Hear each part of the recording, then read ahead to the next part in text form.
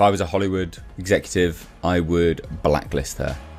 If you listen closely outside London's Palladium this week, you can practically hear the tension humming through the brickwork.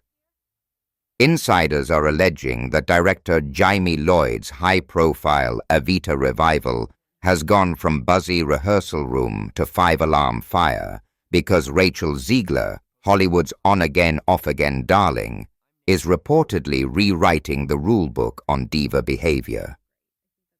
After weeks of speculation, backstage whispers, and mounting industry backlash, Rachel Zegler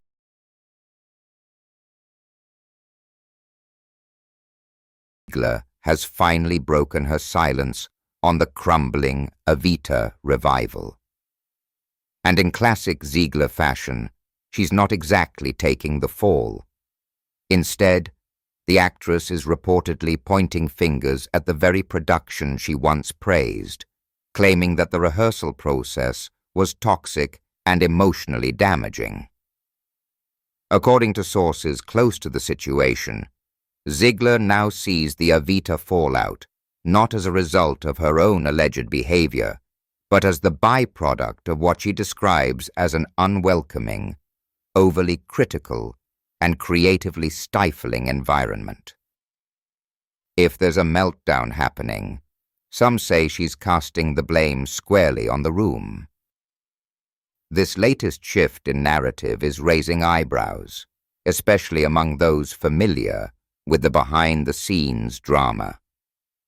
Rather than addressing the persistent reports that she clashed with director Jamie Lloyd, ignored staging cues, and even walked out of rehearsals, Zegler is reportedly reframing the experience as one shaped by systemic dysfunction. The timing of her remarks has fueled speculation that this may be less about truth and more about strategic deflection. Her statements emerged just as rumors intensified that Jamie Lloyd, once her most vocal supporter, had grown so frustrated with her behavior that he began exploring backup casting options. What makes this pivot even more intriguing is how quickly the narrative has shifted. Not long ago, Evita was being touted as a passion project for Zegler, a role she publicly gushed about, calling it transformative, and something she dreamed of since childhood. Now, that same process is being painted in starkly different tones. Inside the rehearsal space, the story reportedly took a very different shape. According to individuals familiar with the production, tensions began early and escalated quickly. There were missed cues, abrupt exits, and increasingly strained energy among cast and crew.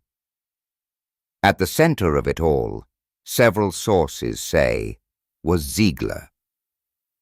Allegations began circulating that Zegler frequently arrived late to rehearsals, sometimes accompanied by a small entourage, offering vague explanations that felt more performative than sincere. She'd walk in saying something like, "Sorry, I'm just emotionally overloaded today," said one castmate, and then question everything Jaime said from blocking to character tone. Jamie Lloyd, a director widely respected for maintaining a focused collaborative process, was reportedly forced to shift from directing to diffusing. Some insiders claimed he was spending more time managing emotional dynamics than fine-tuning the production. Multiple team members described Zegler's feedback sessions as unusually intense. Rather than accepting notes, she reportedly questioned their intent, challenged directorial choices, and even altered her vocal delivery during songs that had already been locked in. According to production insiders, The tipping point came during a critical ensemble run-through.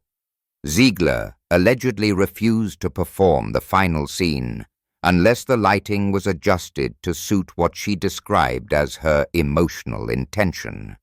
The request halted the rehearsal entirely, prompting a closed-door meeting between the lighting designer, stage manager, and Jamie Lloyd.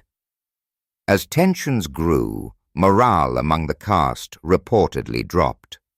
Some ensemble members asked to be repositioned on stage to avoid direct interaction with Zegler, while others requested microphone-level changes, claiming her vocal improvisations were overpowering the group. One particular incident, still alleged but widely repeated, involved a music note on phrasing. The MD suggested softening a vowel for blend, and Zegler supposedly replied, "Blend is for backup vocals. I'm narrating history." The room, per an eyewitness, went silent the way a courtroom does just before the bailiff calls for order. Behind the curtain, the tension reportedly reached a breaking point. According to several sources, Jamie Lloyd, once one of Zegler's most vocal champions, began limiting his direct communication with her. Instead, all feedback was funneled through the stage manager or his assistant. Discussions began to surface quietly at first about potential replacements. Multiple sources claim Lloyd held private meetings with producers and legal consultants to explore possible exit strategies. One particularly contentious rehearsal reportedly pushed the matter to the forefront when Zegler refused blocking adjustments, challenged lighting design, and exited mid-session without explanation. Meanwhile, ticket sales began to slow. Fan chatter cooled.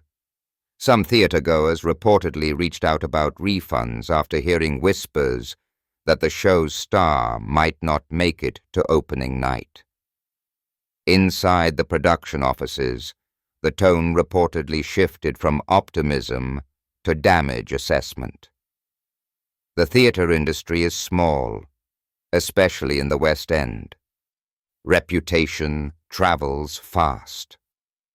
And while publicists can massage headlines, word of mouth among stage managers, directors, and casting consultants often carries more weight. 3 possible scenarios now hover in the wings. Rachel Zegler harnesses the storm and delivers a performance so incandescent, critics forget the rehearsal carnage. The contingency file slides out of the drawer, and a new Eva steps into the role, or nobody makes the hard call, and previews limp forward under a cloud of side-eye, turning opening night into a bloodsport of schadenfreude and live tweets. Which curtain drops? That's the delicious, excruciating gamble only live theater can offer. Honestly, I thought I would be a lot more terrified.